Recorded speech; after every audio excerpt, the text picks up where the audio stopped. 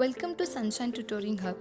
ನಾವು 8, 9, 10ನೇ ತರಗತಿಯ ವಿದ್ಯಾರ್ಥಿಗಳಿಗೆ ಬೇಸಿಕ್ ಮ್ಯಾಥ್ಸ್ ಮತ್ತು ಬೇಸಿಕ್ ಇಂಗ್ಲೀಷನ್ನು ಹೇಳಿಕೊಡಲು ಯೂಟ್ಯೂಬ್ ಮತ್ತು ಟೆಲಿಗ್ರಾಮ್ ಚಾನಲನ್ನು ಪ್ರಾರಂಭಿಸಿದ್ದೇವೆ. ಸೊ ಮೊದಲು ಪ್ಲೇಸ್ಟೋರ್ನಲ್ಲಿ ಹೋಗಿ ಟೆಲಿಗ್ರಾಮ್ ಆ್ಯಪನ್ನು ಇನ್ಸ್ಟಾಲ್ ಮಾಡಿ ಓಪನ್ ಮಾಡಬೇಕು. Then click on search button and search Sunshine Tutoring Hub and join the class. So ಇದರಲ್ಲಿ ನಾವು ಅಪ್ಲೋಡ್ ಮಾಡುತ್ತಿರುವಂತಹ ಲಿಂಕ್, ನೋಟ್ಸ್, ಮಟೀರಿಯಲ್ಸ್ ಎಲ್ಲವೂ ನಿಮಗೆ ಇದರಲ್ಲಿ ದೊರಕುತ್ತದೆ. ಹಾಗೂ ಕ್ಲಾಸ್ ವರ್ಕ್ ಆ್ಯಂಡ್ ಕಮ್ಯುನಿಕೇಷನ್ನ ಸಲುವಾಗಿ ಸನ್ಶೈನ್ ಕ್ಲಾಸ್ ವರ್ಕ್ ಅಂತ ಚಾನಲ್ ಇದೆ. ಸೊ ಅಲ್ಲೂ ನೀವು ಸಬ್ಸ್ಕ್ರೈಬ್ ಆಗಬೇಕು. ಸೊ ಇವೆರಡೂ ಸನ್ಶೈನ್ ಕ್ಲಾಸ್ ವರ್ಕ್ ಮತ್ತು ಸನ್ಶೈನ್ ಟ್ಯುಟೋರಿಂಗ್ ಹಬ್ ಟೆಲಿಗ್ರಾಮ್ ಚಾನಲ್ನ ಪ್ಲೀಸ್ ಸಬ್ಸ್ಕ್ರೈಬ್ ಆಗಿ. ನಮ್ಮ ಯೂಟ್ಯೂಬ್ ಚಾನಲನ್ನು ಸಬ್ಸ್ಕ್ರೈಬ್ ಮಾಡಿ. ಈ ಒಂದು ಸದವಕಾಶವನ್ನು ಎಲ್ಲ ವಿದ್ಯಾರ್ಥಿಗಳು ಸದುಪಯೋಗ ಪಡಿಸಿಕೊಳ್ಳಬೇಕು. So thank you. Hi students, welcome to the Sunshine Tutoring Hub. I hope you all are doing well.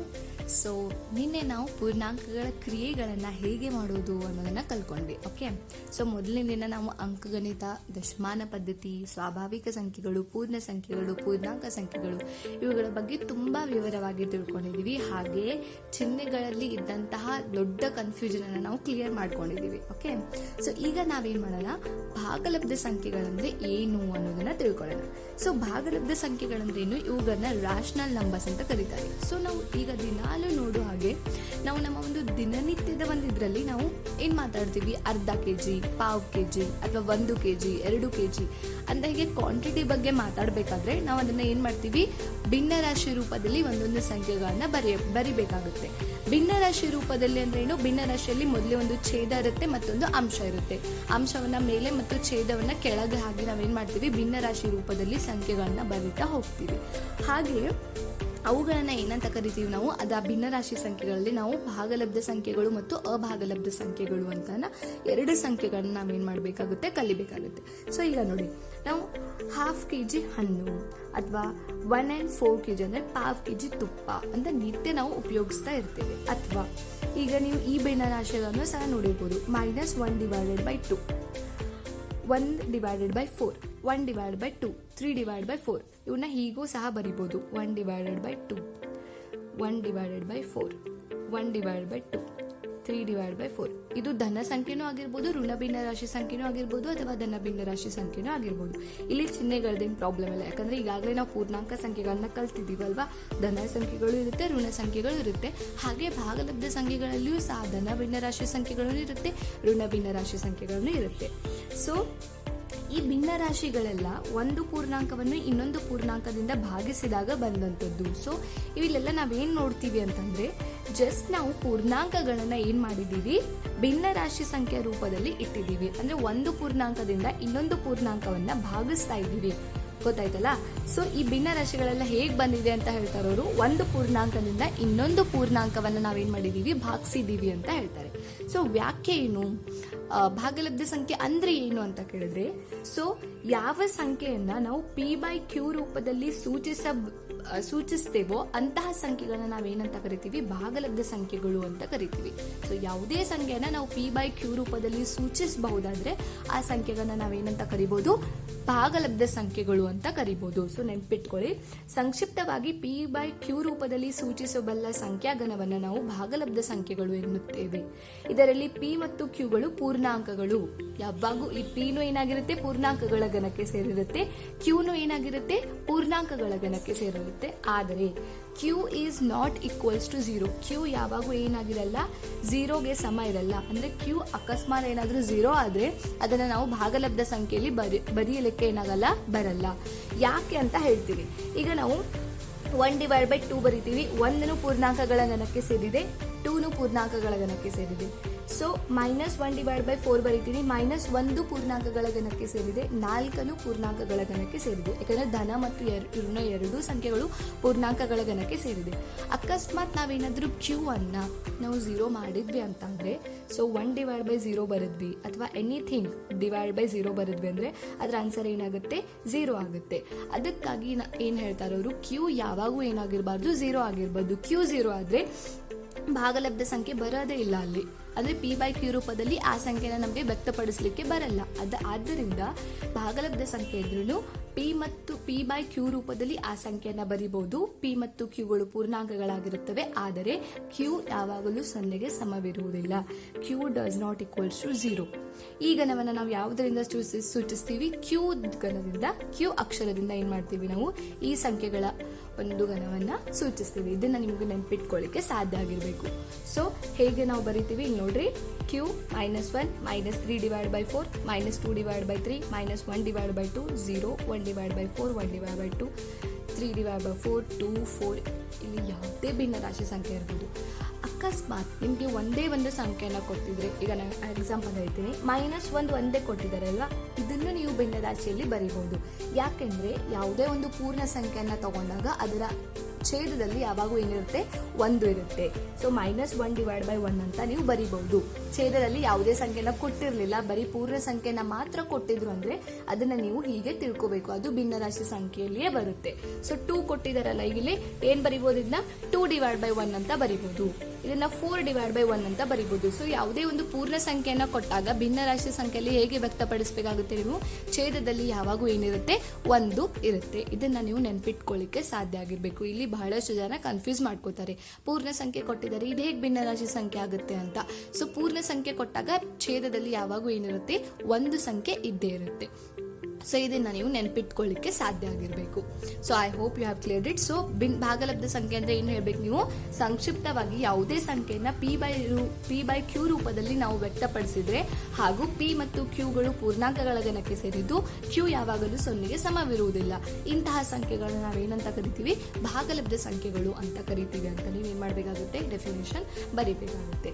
ಹಾಗೂ ಈ ಗಣವನ್ನು ನಾವು Q ಅಕ್ಷರದಿಂದ ಸೂಚಿಸುತ್ತೇವೆ. ಸೊ ಸಂಕೇತ ರೂಪದಲ್ಲಿ ಹೇಗೆ ಬರೀಬಹುದು ಅಂತಂದ್ರೆ Q = P/Q where P and Q belongs to Z. ಅಂದ್ರೆ P ಮತ್ತು Qಗಳು ಪೂರ್ಣಾಂಕಗಳನ್ನು ಸೇರಿದ್ದು ಮತ್ತು Q does not belongs to 0. ನೀವು ಯಾವಾಗೂ ಯಾವುದೇ ಒಂದು ಡೆಫಿನೇಷನ್ ಬರೀಬೇಕಾದ್ರೂ ಅದನ್ನ ಹೀಗೆ ಸಂಕೇತಗಳ ಮೂಲಕ ಬರೆಯೋದ್ರಿಂದ ನೀವು ಡೆಫಿನೇಷನ್ ಅನ್ನ ಬಹಳ ಚೆನ್ನಾಗಿ ನೆನ್ಪಿಟ್ಕೋಬಹುದು. ಸೊ ನೋಡಿ, ಇದು ಒಂದು ನೀವು ಸಂಕೇತ ರೂಪದಲ್ಲಿ ನೆನ್ಪಿಟ್ಕೊಂಡ್ರೆ ಅಂದ್ರೆ ಇದನ್ನ ನೀವು ಅಕ್ಷರ ರೂಪದಲ್ಲಿ ಡೆಫಿನೇಷನ್ ಮುಖಾಂತರ ನೀವು ಹೇಗಾದ್ರೂ ಬರೀಬಹುದು. ಓಕೆ, ಸೊ ಹೀಗಂದ್ರೆ ಏನಂತಂದ್ರೆ Q ಅಂದ್ರೆ ಭಾಗಲಬ್ಧ ಸಂಖ್ಯೆಗಳು ಅಂದರೆ P/Q ರೂಪದಲ್ಲಿದ್ದು P ಮತ್ತು Qಗಳು ಪೂರ್ಣಾಂಕಗಳ ಗಣಕ್ಕೆ ಸೇರಿದ್ದು ಮತ್ತು Q ಯಾವಾಗಲೂ 0ಗೆ ಸಮವಿರುವುದಿಲ್ಲ. ಇಂತಹ ಸಂಖ್ಯೆಗಳನ್ನ ನಾವೇನಂತ ಕರಿತೀವಿ? ಭಾಗಲಬ್ಧ ಸಂಖ್ಯೆಗಳು ಅಂತ ಕರಿತೀವಿ. ಸೊ ಇದನ್ನ ಹೆಂಗ್ ಓದ್ಬೇಕು? Q = P/Q where P and Q belongs to Z and Q does not belongs to 0 ಅಂತ ಓದ್ಬೇಕು. ಓಕೆ, ಸೊ ನೆಕ್ಸ್ಟ್ ಈಗ ಪೂರ್ಣಾಂಕಗಳಂತೆ ನಾವೇನ್ ಮಾಡಬಹುದು? ಭಾಗಲಬ್ಧ ಸಂಖ್ಯೆಗಳನ್ನ ಸಂಖ್ಯಾರೇಖೆಯ ಮೇಲೆ ನಾವೇನ್ ಮಾಡಬಹುದು? ಗುರುತು ಮಾಡಬಹುದು. ಸೊ ಹೇಗೆ ಗುರುತು ಮಾಡಬಹುದು ಅನ್ನೋದನ್ನ ನೋಡೋಣ. ಈಗ ಫಸ್ಟ್ ನಾನು ಏನ್ ತಗೊಂಡಿದ್ದೀನಿ ಇಲ್ಲಿ, ಇಸ್ ಜಸ್ಟ್ ಸಂಖ್ಯಾರೇಖೆ ಮೊದಲು ನೀವೇನ್ ಮಾಡಬೇಕು? 0 ಹಾಕೊಂಡು ಈ ಕಡೆ +1 2 3 4 5 6 ಪ್ಲಸ್ ಈ ಕಡೆ ಎಲ್ಲ -1 -2 -3 ಬಲಬದಿಯಲ್ಲಿ ಪ್ಲಸ್ ಎಡಬದಿಯಲ್ಲಿ ಮೈನಸ್ ಸಂಖ್ಯೆಗಳನ್ನ ಹಾಕೊಂಡು ಮೊದಲು ಬರ್ಕೋಬೇಕು. ಹಾಗೆ ಸಂಖ್ಯೆಗಳನ್ನು ಗುರುತಿಸಲಿಕ್ಕೆ ಬರಲ್ಲ. ಈಗಾಗಲೇ ನಾನು ನಿಮಗೆ ಹೇಳ್ಕೊಟ್ಟಿದ್ದೀನಿ. ಓಕೆ, ಫಸ್ಟ್ ನಾನು ಏನ್ ಮಾಡಿದ್ದೀನಿ? ಇಲ್ಲಿ ಸಂಖ್ಯಾ ರೇಖೆಯನ್ನ ಮೊದಲೇ ಹಾಕೊಂಡು ಇಟ್ಕೊಂಡಿದ್ದೀನಿ. ಸೊ ಒಂದ್ ಸ್ವಲ್ಪ ಉದಾಹರಣೆಗಳನ್ನ ನಿಮ್ಗೆ ಏನ್ ಮಾಡ್ತೀನಿ ನಾನು, ಭಿನ್ನ ರಾಶಿ ಸಂಖ್ಯೆನ ಹೇಗೆ ಸಂಖ್ಯಾ ರೇಖೆಯ ಮೇಲೆ ಗುರುತಿಸಬೇಕು ಅನ್ನೋದನ್ನ ಹೇಳ್ಕೊಡ್ತೀನಿ. ಸೊ ಈಗ ನೋಡಿ, 1/2 ಇದೆ. ಓಕೆ, 1/2 ಅನ್ನ ನಾವೇನ್ ಮಾಡ್ಬೇಕಾಗುತ್ತೆ? ಸಂಖ್ಯಾ ರೇಖೆಯ ಮೇಲೆ ಗುರುತಿಸಬೇಕಾಗುತ್ತೆ. ಡೈರೆಕ್ಟ್ ನಿಮಗೆ ಗೊತ್ತಿದ್ರೆ ನೋ ಪ್ರಾಬ್ಲಮ್. 1/2 ಅಂದ್ರೆ ಏನು? 2ಅನ್ನ ಒಂದಾಗಿ ಭಾಗ ಮಾಡೋದು. ಓಕೆ, ಸೊ ಡೈರೆಕ್ಟ್ ನಿಮಗೆ ಗೊತ್ತಿದ್ದು 0.5 ಅಂದ್ರೆ ಇಲ್ಲಿ 0 ಇದೆ, ಇದು ಪಾಸಿಟಿವ್ ಇರೋದ್ರಿಂದ 0 to 1 ನಲ್ಲಿ ಏನಾಗುತ್ತೆ? ಬರುತ್ತೆ. ಸೊ 0 ಮತ್ತು 1 ನಡುವೆ ಏನಿರುತ್ತೆ? 0.5 ಇರುತ್ತೆ. ಯಾಕಂದ್ರೆ 10 ಸಂಖ್ಯೆ ಇರುತ್ತೆ. 0.1 0.2 0.3 0.4 0.5 0.6 0.7 0.9 and 1 ಇರುತ್ತೆ. ಓಕೆ, ಸೊ 1/2 ಅಂದ್ರೆ ಏನು? 0.5 ದಟ್ ಈಸ್ 1/2 ಅಂತ ನೀವು ಬರೀತೀರಿ ಡೈರೆಕ್ಟ್. ನಾನು ಹೆಂಗ್ ಮಾಡಿದ್ದೀನಿ ಅಂತಂದ್ರೆ, ನಾನು ನಿಮ್ಗೆ ಒಂದು ಉದಾಹರಣೆ ಹೇಳ್ಕೊಡ್ತೀನಿ. ಯಾವಾಗ ನಿಮಗೆ 1/2 ಬರುತ್ತೆ, ನೀವೇನ್ ಮಾಡಬೇಕು? 2 ಅನ್ನ ಈಗ ಹೊರಗೆ ಇಟ್ಕೋಬೇಕು, ಅಂಶದಲ್ಲಿರುವಂತಹ ಸಂಖ್ಯೆನ ಇಲ್ಲಿ ಒಳಗೆ ಇಟ್ಕೋಬೇಕು. ಓಕೆ, ಅಂಶದಲ್ಲೇ ಇರುತ್ತೆ ಅದು ಒಳಗೆ, ಛೇದದಲ್ಲಿ ಇರುವಂತದ್ದು ಇಲ್ಲಿ ಹೊರಗೆ ಇಟ್ಕೊಂಡು ಈಗ ಏನ್ ಮಾಡ್ಬೇಕು? ನೀವು ಭಾಗಾಕಾರ ಮಾಡಬೇಕು. ಸೊ ಈಗ ನೋಡಿ, 2 ಅಂದ್ರೆ 2 ಆಗುತ್ತೆ, 1ರಲ್ಲಿ 2ಅನ್ನ ಕಳಿಯಕ್ಕೆ ಬರಲ್ಲ. ಸೊ ಅವಾಗ ಏನ್ ಮಾಡ್ಬೇಕಾಗುತ್ತೆ? ನೀವು 0 ಪಾಯಿಂಟ್ ಕೊಡ್ಬೇಕಾಗುತ್ತೆ. ಇಲ್ಲೇನ್ ಬರುತ್ತೆ? ಅಲ್ಲಿ ಒಂದು ಪಾಯಿಂಟ್ ಕೊಟ್ಟಾಗ ಇಲ್ಲಿ ಒಂದು 0 ಕೊಡ್ತೀವಿ ನಾವು. ಸೊ 2 5 10 ಸೊ 1/2 ಅಂದ್ರೆ ಏನಾಗುತ್ತೆ 0.5. ಇದನ್ನ ನಾವೇನ್ ಮಾಡಿದ್ವಿ ಇಲ್ಲಿ ಸಂಖ್ಯಾ ರೇಖೆ ಮೇಲೆ ಗುರುತಿಸಿದ್ವಿ. ಸೊ ಹಾಗೆ ನಾವು ಪ್ರತಿಯೊಂದು ಸಂಖ್ಯೆನೂ ಮಾಡ್ತಾ ಹೋಗ್ತೀವಿ. ಸೊ 1/4 ಅಂದ್ರೆ ಏನು 0.75. 0.75 ಅಂದ್ರೆ ಯಾವುದಕ್ಕೆ ಬಹಳ ಇದನ್ನಿದೆ, ಅದು ನಿಯರ್ ಇದೆ 0.8ಗೆ. ಇಲ್ಲಿ ಸಮಥಿಂಗ್ ಎಲ್ಲೋ 0.8 ಬರುತ್ತೆ. ಸೊ ಇಲ್ಲಿ ಏನಾಗುತ್ತೆ 0.75 ಅಂದ್ರೆ 1/4 ಏನಾಗುತ್ತೆ ಇಲ್ಲಿ ಬರುತ್ತೆ. ಹೀಗೆ ನೀವು ಸ್ಕೇಲ್ ಇಟ್ಕೊಂಡು ಸರಿಯಾಗಿ ಮೆಜರ್ಮೆಂಟ್ ಮಾಡಿ ಏನ್ ಮಾಡಬಹುದು, ಆ ಭಿನ್ನರಾಶಿ ಸಂಖ್ಯೆನ ಸಂಖ್ಯಾ ರೇಖೆ ಮೇಲೆ ಗುರುತಿಸಬಹುದು. ಈಗ ನೆಕ್ಸ್ಟ್ ನೋಡಿ -1/2 ಕೊಟ್ಟಿದ್ದಾರೆ. -1/2 ಅಂದ್ರೆ ಏನು -0.5. ಯಾಕಂದ್ರೆ ಮೈನಸ್ ಇಂಟು ಪ್ಲಸ್ ಏನಾಗುತ್ತೆ ಇಲ್ಲಿ ಮೈನಸ್ ಆಗುತ್ತೆ. ಸೊ -0.5 ಅಂದ್ರೆ ಏನ್ ಬರುತ್ತೆ, ಇದರ ಮಧ್ಯದಲ್ಲಿ ಬರುತ್ತೆ. So this is -1/2. ಗೊತ್ತಾಯ್ತಾ? ಸೊ ನೆಕ್ಸ್ಟ್ ಏನ್ ಕೊಟ್ಟಿದ್ದಾರೆ -1/4. -1/4 ಅಂದ್ರೆ ಏನು, ಇಲ್ಲೇ ಎಲ್ಲೋ ಬರುತ್ತೆ ಅದು -1/4. ಸೊ ಹೀಗೆ ನೀವು ಸ್ಕೇಲ್ ಅನ್ನ ತಗೊಂಡು ಸರಿಯಾಗಿ ಮೆಜರ್ಮೆಂಟ್ ಮಾಡಿ ಏನ್ ಮಾಡಬೇಕು, ಆ ಸಂಖ್ಯೆಗಳನ್ನ ಸಂಖ್ಯಾ ರೇಖೆ ಮೇಲೆ ಗುರುತಿಸಲಿಕ್ಕೆ ಸಾಧ್ಯ ಆಗಿರಬೇಕು. ಸೊ ನೆಕ್ಸ್ಟ್ ಏನ್ ಕೊಟ್ಟಿದ್ದಾರೆ 3/2. 3/2 ಅಂದ್ರೆ 1.5. 1 ಇಲ್ಲಿದೆ, 2 ಇಲ್ಲಿದೆ, ಇದರ ನಡುವಿಂದ ಏನಾಗುತ್ತೆ 1.5. ಸೊ ಅದೇನಾಗುತ್ತೆ ಇಲ್ಲಿ 3/2. ಸೊ ನೆಕ್ಸ್ಟ್ ಹಾಗೆ ಸೇಮ್ ಇಲ್ಲಿ -1.5 ಇಲ್ಲಿ ಮಧ್ಯ ಬರುತ್ತೆ. So this is -3/2. Next 5/4 that is 1.25. 1.25 ಅಂದ್ರೆ 1 ಮತ್ತು 2ರ ನಡುವೆ ಇಲ್ಲಿ 1.5 ಆಗಿದೆ, ಇದರ ನಡುವಿನ ಏನಾಗುತ್ತೆ 1.25 ಆಗುತ್ತೆ. So that is 5/4. ಸೊ ಹೀಗೆ ನೀವೇನ್ ಮಾಡಬೇಕು, ಅದನ್ನ ಭಾಗಿಸಿ ಬಂದಂತ ಉತ್ತರವನ್ನ ನೋಡ್ಕೊಂಡು ನೀವೇನ್ ಮಾಡಬೇಕಾಗುತ್ತೆ, ಸಂಖ್ಯಾ ರೇಖೆ ಮೇಲೆ ಗುರುತಿಸಬೇಕಾಗುತ್ತೆ. I hope you have cleared it. So ಹೇಗೆ ಸಂಖ್ಯಾ ರೇಖೆ ಮೇಲೆ ಭಿನ್ನ ರಾಶಿ ಸಂಖ್ಯೆಯನ್ನ ಗುರುತಿಸಬೇಕು, ಮೊದಲೇನ್ ಮಾಡಬೇಕಾಗುತ್ತೆ, ನೀವು ಭಾಗಿಸ್ಬೇಕು. ಇವನ್ ಓಕೆ, ಒಂದನ್ನ ಹೇಳ್ಕೊಡ್ತೀನಿ ನಾನು. ಈಗ 5/4 ಇದೆ. ಮೊದಲೇನ್ ಮಾಡ್ತೀವಿ ನಾವು, ಛೇದದಲ್ಲಿ ಇದ್ದಂತ ಸಂಖ್ಯೆನ ಇಲ್ಲಿ ಇಟ್ಕೋತೀವಿ, 5 ಅನ್ನ ಇಲ್ಲಿ ಇಟ್ಕೋತೀವಿ. ಈಗಾಗಲೇ ಇದು ಹೋಗುತ್ತೆ ನೋಡಿ. ಸೊ 4 ಒಂದ್ಲೆ 4, 1 ಬಂತು, ಪೂರ್ಣವಾಗಿ ಭಾಗ ಹೋಗಿಲ್ಲ, ಅದಕ್ಕಾಗಿ ಪಾಯಿಂಟ್ ಕೊಡ್ತೀವಿ, 0 ಬರುತ್ತೆ. 4 2 8, 2 ಉಳಿಯುತ್ತೆ. ಈಗ ಪಾಯಿಂಟ್ ಕೊಟ್ಟಿದ್ದೀವಿ ಅಂದಾಗ ಏನಾಗುತ್ತೆ, ಇಲ್ಲಿ 1 0 ಬರುತ್ತೆ, 20 ಆಗುತ್ತೆ. ಸೊ 4 5 20. ಸೊ ಇದು 0 0 ಹೋಗುತ್ತೆ ಭಾಗ. ಸೊ ಇದೇನಾಗುತ್ತೆ 1.25. ಅದಕ್ಕಾಗಿ ಇಲ್ಲಿ ನಾವೇನ್ ಮಾಡಿದ್ವಿ 1.25 ಎಲ್ಲಿ ಬಂತು ಅಲ್ಲಿ ಅದನ್ನ ನಾವೇನ್ ಮಾಡಿದ್ವಿ ಭಿನ್ನ ರಾಶಿ ಸಂಖ್ಯೆನ ಸಂಖ್ಯಾ ರೇಖೆ ಮೇಲೆ ಗುರುತಿಸಿದ್ವಿ. ಹೀಗೆ ನೀವೇನ್ ಮಾಡ್ಬೇಕು, ಯಾವುದೇ ಸಂಖ್ಯೆನ ಕೊಟ್ಟು ಅದನ್ನ ಭಾಗಿಸ್ಬೇಕು, ಅದು ಎಲ್ಲಿ ಬರುತ್ತೆ ಅಲ್ಲಿ ಏನ್ ಮಾಡ್ಬೇಕಾಗುತ್ತೆ, ಸಂಖ್ಯಾ ರೇಖೆ ಮೇಲೆ ಗುರುತಿಸಬೇಕಾಗುತ್ತೆ. ಸೊ ಪೂರ್ಣಾಂಕಗಳಂತೆ ನಾವೇನ್ ಮಾಡ್ಬೋದು, ಭಾಗಲಬ್ಧ ಸಂಖ್ಯೆಗಳನ್ನು ಸಹ ನಾವೇನ್ ಮಾಡ್ಬೋದು, ಭಿನ್ನ ರಾಶಿ ಸಂಖ್ಯಾ ರೇಖೆಯ ಮೇಲೆ ಭಿನ್ನ ರಾಶಿ ಸಂಖ್ಯೆಗಳನ್ನ ನಾವು ಗುರುತಿಸಬಹುದು ಅನ್ನೋದನ್ನ ನಾವೇಗೇನ್ ಮಾಡ್ಕೊಂಡ್ವಿ, ಕಂಡ್ಕೊಂಡ್ವಿ. ಸೊ ಈಗ ನಾವು ಫುಲ್ ಕನ್ಕ್ಲೂಡ್ ಮಾಡುವಂತಹ ಒಂದು ಇದಕ್ಕೆ ಬಂದಿದ್ದೀವಿ. ಮೊದಲೇನು ಕಲಿತ್ವಿ ನಾವು, ಸ್ವಾಭಾವಿಕ ಸಂಖ್ಯೆಗಳ ಘನ. ಅದು ಎದರಿಂದ ಸ್ಟಾರ್ಟ್ ಆಗುತ್ತೆ, 1ರಿಂದ ಎಷ್ಟೋ ಸಂಖ್ಯೆಗಳಿರ್ಬೋದು. ನೆಕ್ಸ್ಟ್ ಏನ್ ಕಲಿತ್ವಿ, ಪೂರ್ಣ ಸಂಖ್ಯೆಗಳು. ಪೂರ್ಣ ಸಂಖ್ಯೆಗಳಿಗೆ ಏನ್ ಮಾಡಿದ್ವಿ ನಾವು, ಜಸ್ಟ್ ಸ್ವಾಭಾವಿಕ ಸಂಖ್ಯೆಗಳಲ್ಲಿ 0ನ್ನ ಸೇರಿಸಿದ್ವಿ. 0ನ್ನ ಸೇರಿಸಿದ ತಕ್ಷಣ ಏನಾಯ್ತದು, ಪೂರ್ಣ ಸಂಖ್ಯೆಗಳ ಘನ ಆಯ್ತು. 0 ಒಂದನ್ನ ಇನ್ಕ್ಲೂಡ್ ಮಾಡಿದಾಗ ಅದು ಪೂರ್ಣ ಸಂಖ್ಯೆಗಳ ಘನ ಆಯ್ತು. ನೆಕ್ಸ್ಟ್ ಇದಕ್ಕೆ ಬಂದ್ವಿ ನಾವು ಪೂರ್ಣಾಂಕಗಳ ಘನಕ್ಕೆ. ಸೊ ಪೂರ್ಣ ಸಂಖ್ಯೆಗಳ ಘನ ಅಂತೂ ಹಾಗೆ ಇರುತ್ತೆ, ಅದಕ್ಕೆ ನಾವೇನ್ ಮಾಡ್ತೀವಿ, ಋಣ ಸಂಖ್ಯೆಗಳನ್ನ ಸೇರಿಸ್ತೀವಿ. ಓಕೆ, ಮೊದಲು ಸ್ವಾಭಾವಿಕ ಸಂಖ್ಯೆ ಇತ್ತು, 1ರಿಂದ ಸ್ಟಾರ್ಟ್ ಆಗ್ತಿತ್ತು. ನೆಕ್ಸ್ಟ್ ಏನ್ ಮಾಡಿದ್ವಿ, 0 ಇನ್ಕ್ಲೂಡ್ ಮಾಡಿದ್ವಿ, ಅದು ಪೂರ್ಣ ಸಂಖ್ಯೆಗಳ ಘನ ಆಯ್ತು. ಪೂರ್ಣ ಸಂಖ್ಯೆಗಳ ಸೇಮ್ ಘನಕ್ಕೆ ನಾವು ಋಣ ಸಂಖ್ಯೆಗಳನ್ನ ಕೂಡಿಸಿದ್ವಿ, ಅವಾಗ ಏನಾಯ್ತು, ಪೂರ್ಣಾಂಕಗಳ ಘನ ಆಯ್ತು. That is integers. ಈಗ ಏನ್ ಮಾಡ್ತೀವಿ ನಾವು, ಇದಕ್ಕ ಭಿನ್ನ ರಾಶಿಗಳನ್ನ ಸೇರಿಸ್ತೀವಿ, ಅವಾಗ ಅದೇನಾಗುತ್ತೆ, ಭಾಗಲಬ್ಧ ಸಂಖ್ಯೆಗಳ ಘನ ಆಗುತ್ತೆ. ಸೊ ನೋಡಿ, ಈಗ ನಾವು ಅದೇ ಘನಕ್ಕೆ ಏನ್ ಮಾಡಿದೀವಿ, ಜಸ್ಟ್ ಭಿನ್ನ ರಾಶಿ ಸಂಖ್ಯೆಗಳನ್ನ ಕೂಡಿಸಿದೀವಿ. ಈಗ ಏನಾಯ್ತದು, ಭಾಗಲಬ್ಧ ಸಂಖ್ಯೆಗಳ ಘನ ಆಯ್ತು. ಸೊ ಅದಕ್ಕಾಗಿ ನಾವೇನ್ ಹೇಳ್ತೀವಿ, ಈಗ ನೋಡ್ರಿ, ಇದೇನ್ ಸಂಕೇತಕ ಅಂತ ಇದೆಯಲ್ಲ, ಇದು ಉಪಗಣ. ಸೊ ಎನ್ ನ ಉಪಗಣ ಡಬ್ಲ್ಯೂ ನ ಉಪಗಣ ಝೆಡ್ ನ ಉಪಗಣ Q. That is, N is subset of W is subset of Z is subset of Q ಅಂತ ನಾವು ಓದ್ತೀವಿ. ಸೊ ಹೆಂಗೆ ಅಂತಂದ್ರೆ, N ಏನಾಗುತ್ತೆ, 1ರಿಂದ ಎಲ್ಲಾ ಸಂಖ್ಯೆಗಳನ್ನ ಕೂಡ್ಕೊಂಡಿರುತ್ತೆ. ನೆಕ್ಸ್ಟ್ 0 ಇನ್ಕ್ಲೂಡ್ ಅಂದ್ರೆ W ಅಲ್ಲಿ N ಅನ್ನು ಇದೆ ಅಂತ ಅರ್ಥ. W ಅಲ್ಲಿ 0 ಇದೆ, ಅದ್ರ ಜೊತೆ N ಅನ್ನು ಇದೆ. ಈಗ ಪೂರ್ಣಾಂಕಗಳಲ್ಲಿ ಏನಿದೆ, ಪೂರ್ಣ ಸಂಖ್ಯೆಗಳು ಇದೆ, ಸ್ವಾಭಾವಿಕ ಸಂಖ್ಯೆಗಳು ಇದೆ, ಅದ್ರ ಜೊತೆಗೆ ಋಣ ಸಂಖ್ಯೆಗಳನ್ನು ಇವೆ. ಗೊತ್ತಾಯ್ತಲ್ಲ? ಸೊ ಇದರಲ್ಲಿ ಏನಾಗುತ್ತೆ, ಈ ಕ್ಯೂ ಅಲ್ಲಿ ಭಾಗಲಬ್ಧ ಸಂಖ್ಯೆಗಳಲ್ಲಿ ಪೂರ್ಣಾಂಕ ಸಂಖ್ಯೆಗಳನ್ನು ಇವೆ, ಪೂರ್ಣ ಸಂಖ್ಯೆಗಳನ್ನು ಇವೆ, ಸ್ವಾಭಾವಿಕ ಸಂಖ್ಯೆಗಳನ್ನು ಇದೆ, ಅದರ ಜೊತೆಗೆ ಭಿನ್ನ ರಾಶಿ ಸಂಖ್ಯೆಗಳನ್ನು ಇವೆ. ಇದನ್ನ ನಾವೇನಂತ ಕರಿತೀವಿ, ಭಾಗಲಬ್ಧ. ಅಂದ್ರೆ ಒಂದೊಂದರ ಉಪಗಣ ಆಗ್ತಾ ಹೋಗುತ್ತೆ. ಇದನ್ನ ನೀವು ನೆನ್ಪಿಟ್ರೆ, ಈ ಒಂದು ಕೋಷ್ಟಕವನ್ನ ನೆನ್ಪಿಟ್ರೆ ನೀವೇನ್ ಬೇಕಾದ್ರೂ ನೆನ್ಪಿಡ್ಬೋದು. ಸೊ ಜಸ್ಟ್ ಏನ್ ನೆನ್ಪಿಡ್ಬೇಕು ನೀವು, ಮೊದಲು ಸ್ವಾಭಾವಿಕ ಸಂಖ್ಯೆ ಬರುತ್ತೆ, ಜಸ್ಟ್ 0 ಇನ್ಕ್ಲೂಡ್ ಆಗುತ್ತೆ, ಅವಾಗ ಪೂರ್ಣ ಸಂಖ್ಯೆ ಬರುತ್ತೆ. ಆಮೇಲೆ ಋಣ ಸಂಖ್ಯೆಗಳು ಇನ್ಕ್ಲೂಡ್ ಆಗುತ್ತೆ, ಅವಾಗ ಪೂರ್ಣಾಂಕಗಳು ಬರುತ್ತೆ. ನೆಕ್ಸ್ಟ್ ಭಿನ್ನ ರಾಶಿ ಸಂಖ್ಯೆಗಳು ಇನ್ಕ್ಲೂಡ್ ಆಗುತ್ತೆ, ಅವಾಗ ಭಾಗಲಬ್ಧ ಸಂಖ್ಯೆಗಳು ಬರುತ್ತೆ. ಓಕೆ, ಸೊ ನೆಕ್ಸ್ಟ್ ಈಗ ನಾವೇನು ನೋಡೋಣ, ಭಾಗಲಬ್ಧ ಸಂಖ್ಯೆಗಳ ಲಕ್ಷಣಗಳನ್ನ ನೋಡೋಣ.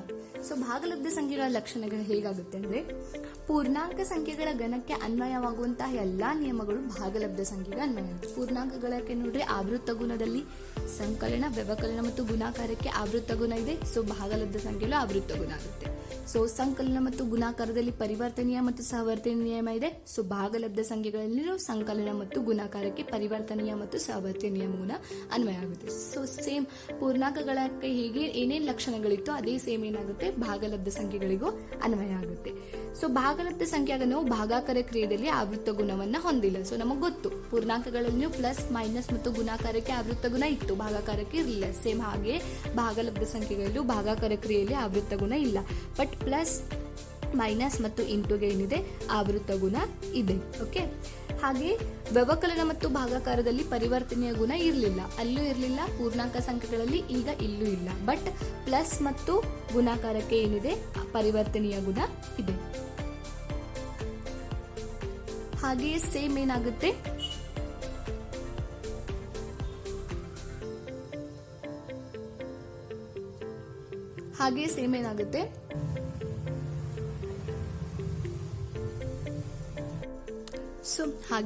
ಏನಾಗುತ್ತೆ ಇಲ್ಲಿ ವ್ಯವಕಲನ ಮತ್ತು ಭಾಗಾಕಾರದಲ್ಲಿ ಸಹವರ್ತನೀಯ ನಿಯಮನೂ ಏನಾಗಲ್ಲ, ಅನ್ವಯ ಆಗಲ್ಲ.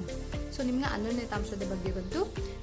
ಸಂಕಲನದ ಅನನ್ಯತಾಂಶ ಏನಾಗಿತ್ತು, 0 ಆಗಿತ್ತು. ಹಾಗೆಯೇ ಭಾಗಲಬ್ಧ ಸಂಖ್ಯೆಗಳಲ್ಲಿಯೂ ಸಂಕಲನದ ಅನನ್ಯತಾಂಶ ಏನಾಗುತ್ತೆ, 0 ಆಗುತ್ತೆ.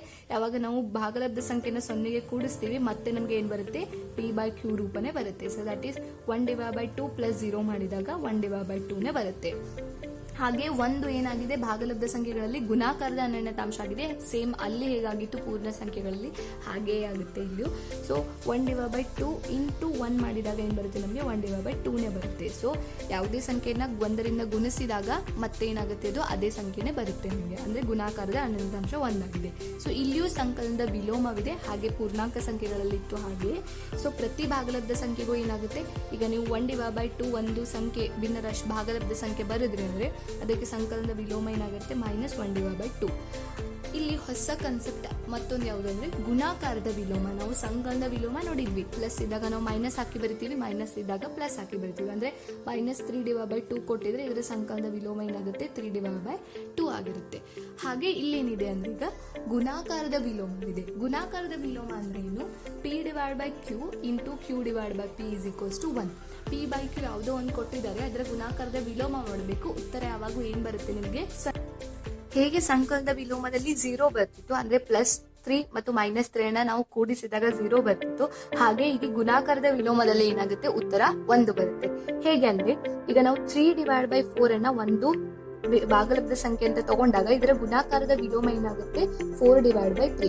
ಸೊ 4 ಕ್ಯಾನ್ಸಲ್ ಆಗುತ್ತೆ, 3 ಕ್ಯಾನ್ಸಲ್ ಆಗುತ್ತೆ, ಆನ್ಸರ್ ಏನಾಗುತ್ತೆ 1. ಇದು ಗುಣಾಕಾರದ ವಿಲೋಮ. ಅಂದ್ರೆ ನಿಮಗೆ p/q ಕೊಟ್ಟಾಗ ಅದರ ವಿಲೋಮ ಏನಾಗುತ್ತೆ, q/p. ಅಂದ್ರೆ ಇದನ್ನ ಉಲ್ಟಾ ಮಾಡಿ ಬರಬೇಕು, ವಿಲೋಮ ಮಾಡಿ ಬರಬೇಕು. ಅವಾಗ ಇದ್ರ ಕ್ಯಾನ್ಸಲ್ ಆಗಿ 2 ಕ್ಯಾನ್ಸಲ್ ಆಗಿ ಏನಾಗುತ್ತೆ, q ಕ್ಯಾನ್ಸಲ್ ಆಗುತ್ತೆ, p ಕ್ಯಾನ್ಸಲ್ ಆಗುತ್ತೆ. ಸೊ 1 ಬರುತ್ತೆ. ಇದನ್ನ ನೀವು ನೆನ್ಪಿಟ್ಕೊಳ್ಳಿಕ್ಕೆ ಸಾಧ್ಯ ಆಗಿರ್ಬೇಕು. ಯಾವಾಗ್ಲೂ ಸಂಕಲನದ ಅನನ್ಯತಾಂಶ 0 ಆಗಿರುತ್ತೆ, ಗುಣಾಕಾರದ ಅನನ್ಯತಾಂಶ 1 ಆಗಿರುತ್ತೆ. ಸಂಕಲನದ ವಿಲೋಮ ಮೈನಸ್ ಮಾಡಿ ಬರಿಬೇಕು, ಗುಣಾಕಾರದ ವಿಲೋಮವನ್ನ ಉಲ್ಟಾ ಮಾಡಿ ಬರಿಬೇಕು.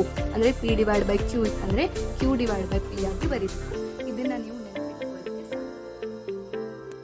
ಸೊ ಇಲ್ಲಿ ಕೊಟ್ಟಿದ್ದಾರೆ -2/3 ಇಂಟು -3/2 ಮಾಡಿದಾಗ ಏನಾಗುತ್ತೆ, 2 ಕ್ಯಾನ್ಸಲ್ ಆಗಿ 1 ಬರುತ್ತೆ. ಹೇಗೆ ಅಂದ್ರೆ -2/3 ಇಂಟು -3/2, 3 ಕ್ಯಾನ್ಸಲ್ ಆಯಿತು, 2 ಕ್ಯಾನ್ಸಲ್ ಆಯಿತು, ಮೈನಸ್ ಇಂಟು ಮೈನಸ್ ಪ್ಲಸ್ 1 ಬರುತ್ತೆ.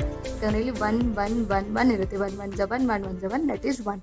ಸೊ ಗುಣಾಕಾರದ ವಿಲೋಮ p/q ಇತ್ತಂತಂದ್ರೆ ಅದರ ವಿಲೋಮ ಏನಾಗುತ್ತೆ, q/p ವಿತ್ ಸೈನ್ ಯಾವಾಗೂ ಚೇಂಜ್ ಮಾಡಲ್ಲ. ಸೊ ಇಲ್ಲಿವರೆಗೆ ನಾವು ಕಲಿತಂತಹ ಮುಖ್ಯಾಂಶಗಳೇನಾಯ್ತು, ಸಂಖ್ಯೆಗಳ ಲಕ್ಷಣಗಳನ್ನ ಕಲಿತ್ವಿ. ಸ್ವಾಭಾವಿಕ ಸಂಖ್ಯೆಗಳಲ್ಲಿ ಪೂರ್ಣ ಸಂಖ್ಯೆಗಳು, ಪೂರ್ಣಾಂಕಗಳು, ಭಾಗಲಬ್ಧ ಸಂಖ್ಯೆಗಳು, ಅದರ ಜೊತೆಗೆ ಪರಿವರ್ತನ ಮತ್ತು ಸಹವರ್ತನೀಯ ಗುಣಗಳು, ಹಾಗೂ ಸಂಖ್ಯೆಗಳನ್ನ ಹೇಗೆ ಸಂಖ್ಯಾ ರೇಖೆಯ ಮೇಲೆ ನಾವು ಗುರುತಿಸಬಹುದು ಅನ್ನೋದನ್ನ ನಾವು ಈಗ ಈವರೆಗೆ ಕಲ್ತಿದೀವಿ. ಸೊ ಈಗ ನಾವು ಎಲ್ಲಾ ಸಂಖ್ಯೆಗಳ ಕ್ವಿಕ್ ರಿವಿಷನ್ ಮಾಡೋಣ. ಸೊ ಸ್ವಾಭಾವಿಕ ಸಂಖ್ಯೆಗಳಲ್ಲಿ ಏನಾಗುತ್ತೆ, ಪ್ಲಸ್ ಮತ್ತು ಗುಣಾಕಾರಕ್ಕೆ ಆವೃತ್ತ ಸವರ್ತನ ಪರಿವರ್ತನೀಯ ಗುಣ ಹೌದು ಬರುತ್ತೆ. ಮೈನಸ್ ಮತ್ತು ಭಾಗಾಕಾರಕ್ಕೆ ಇಲ್ಲ. ಇದನ್ನ ನೀವು ಬೇಗ ಬೇಗ ಕೋಷ್ಟಕದ ಮುಖಾಂತರ ಬೇಗ ಬೇಗ ನೆನಪು ಮಾಡ್ಕೋಬಹುದು. ಪೂರ್ಣ ಸಂಖ್ಯೆಗಳಲ್ಲಿ ಪ್ಲಸ್ ಮತ್ತು ಗುಣಾಕಾರಕ್ಕೆ ಬರುತ್ತೆ, ಮೈನಸ್ ಮತ್ತು ಭಾಗಾಕಾರಕ್ಕೆ ಬರಲ್ಲ. ಪೂರ್ಣಾಂಕಗಳಲ್ಲಿ ಪ್ಲಸ್ ಗುಣಾಕಾರ ಮತ್ತು ಮೈನಸ್ಗೆ ಬರುತ್ತೆ ಆವೃತ್ತ ಗುಣ, ಆದ್ರೆ ಭಾಗಾಕಾರಕ್ಕೆ ಬರಲ್ಲ. ಸೊ ಭಾಗಲಬ್ಧ ಸಂಖ್ಯೆಗಳಲ್ಲಿ ಪ್ಲಸ್ ಮತ್ತು ಗುಣಾಕಾರಕ್ಕೆ ಬರುತ್ತೆ, ಆದ್ರೆ ಮೈನಸ್ ಮತ್ತು ಭಾಗಾಕಾರಕ್ಕೆ ಬರಲ್ಲ. ಇದನ್ನ ನೀವು ನೆನ್ಪಿಟ್ಕೊಳ್ಳಿಕ್ಕೆ ಸಾಧ್ಯ ಆಗಿರ್ಬೇಕು.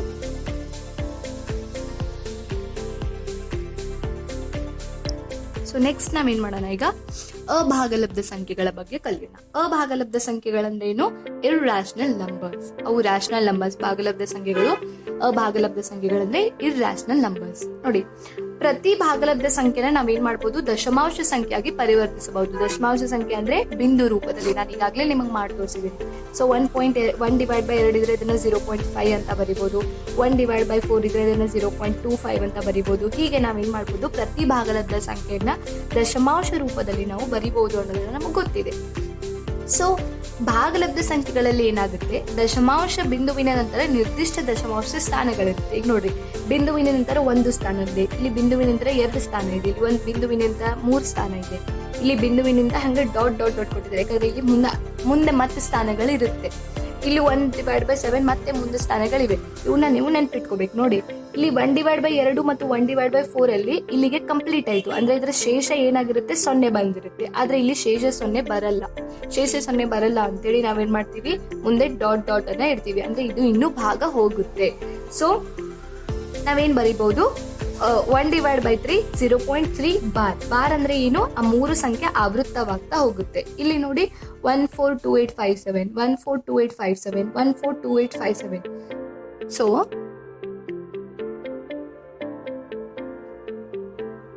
142857 ರಿಪೀಟ್ ಆಗೋದ್ರಿಂದ ಆ ರಿಪೀಟ್ ಆಗೋ ಸಂಖ್ಯೆನ ಹೀಗೆ ಬರೆದು ಮೇಲೆ ನಾವು ಬಾರ್ ಕೊಟ್ರೆ ಆ ಸಂಖ್ಯೆ ಆವೃತ್ತವಾಗ್ತಾ ಇರುತ್ತೆ ಅನ್ನೋದನ್ನ ನಾವು ಕಂಡ್ಕೋಬಹುದು. ಸೊ 2 ಟೈಪ್ ಕಂಡ್ಕೊಟ್ರಿ, ಒಂದು ಶೇಷ 0 ಆಗೋದು, ಮತ್ತೊಂದು ಶೇಷ 0 ಆಗದೆ ಇರೋದು, ಆ ಸಂಖ್ಯೆಗಳ ಆವೃತ್ತವಾಗದೆ ಇರೋದು. ಸೊ ನಾವು 1/4 ದಶಮಾಂಶ ಸಂಖ್ಯೆಯಲ್ಲಿ 2 ಅಂಕಿಗಳಿವೆ. ಅಂದ್ರೆ ಅದರ ಆನ್ಸರ್ ಏನ್ ಬಂದಿತ್ತು, 0.25 ಬಂದಿತ್ತು. ಇಂತಹ ಸಂಖ್ಯೆಗಳನ್ನ ಅಂತ್ಯಗೊಳ್ಳುವ ದಶಮಾಂಶಗಳು, ಯಾಕಂದ್ರೆ ಶೇಷ ಏನಿರುತ್ತೆ ಇಲ್ಲಿ 0 ಬರುತ್ತೆ. ಶೇಷ 0 ಬರೋದ್ರಿಂದ ಇಂತಹ ಸಂಖ್ಯೆಗಳನ್ನ ನಾವೇನಂತ ಕರಿತೀವಿ, ಅಂತ್ಯಗೊಳ್ಳುವ ದಶಮಾಂಶಗಳು ಅಂತ ಕರಿತೀವಿ. ಆದ್ರೆ 1/7 ಮತ್ತು 1/3 ಏನಾಗ್ಲಿಲ್ಲ, ಅಂತ್ಯಗೊಳ್ಳಿಲ್ಲ. ಅಂದ್ರೆ ಶೇಷ ಏನಾಗ್ಲಿಲ್ಲ, 0ಗೆ ಈಕ್ವಲ್ ಆಗ್ಲಿಲ್ಲ. ಸೊ ಅದಕ್ಕಾಗಿ ನಾವೇನಂತ ಕರಿತೀವಿ, ಇವುಗಳನ್ನ ದಶಮಾಂಶ ಸಂಖ್ಯೆಗಳನ್ನ ಅಂತ್ಯಗೊಳ್ಳದ ಅಥವಾ ಆವರ್ತಕವಲ್ಲದ ದಶಮಾಂಶ ಅಂತ ಕರಿತೀವಿ. ಇವುಗಳನ್ನ ಯಾವ ಭಿನ್ನರಾಶಿ ಸಂಖ್ಯೆಗಳನ್ನ ನಾವು ಭಾಗಲಬ್ಧ ಸಂಖ್ಯೆಗಳನ್ನ ಭಾಗಿಸ್ತೀವಿ, ದಶಮಾಂಶ 0 ಬಂದ್ರೆ ಅಂತ ಭಾಗಿಸಿದಾಗ ಶೇಷ 0 ಬಂದ್ರೆ ಅವಾಗ ಏನಾಗುತ್ತೆ, ಅದನ್ನ ಅಂತ್ಯಗೊಳ್ಳುವ ದಶಮಾಂಶಗಳು ಅಥವಾ ಆವೃತ್ತವಾಗುವ ದಶಮಾಂಶಗಳು ಅಂತ ಕರಿತೀವಿ.